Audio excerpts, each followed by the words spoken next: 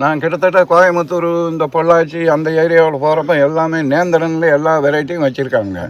சரி நம்ம வெரைட்டி வச்சு லாபம் இல்லை, எல்லா வெரைட்டியும் அவங்களுக்காக வைக்கணும்னு நினச்சிக்கிட்டு எல்லாமே வைக்கிறோம். இங்கே அங்கே என்னமோ கிழங்கு போட்டது, இங்கே என்னமோ டிசிகல்ச்சர் போட்டிருக்கோம். அதில் இதுக்குள்ளே வச்சா என்ன ஆகும், இதில் ஒரு என்ன பெனிஃபிட் என்ன நாங்கள் பார்த்தது 5வது மாதம் ஆரம்பத்திலே குலை விழுந்துருச்சு ஒரு வெரைட்டி.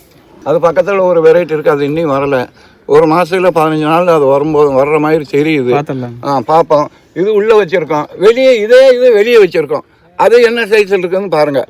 இப்போ இது எதுக்கு சொல்ல வரேன்னா, யாராவது காசு இருக்கிறவங்க இந்த மாதிரி பண்ணிக்கிட்டேன்னா ஒன்றும் காற்றடிச்சா வாழை சாயாது.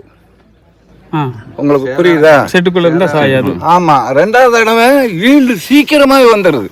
பெரிய ஆச்சரியம். அதாங்க ஏன் இப்போ நீங்க சொல்றது கரெக்டுங்க.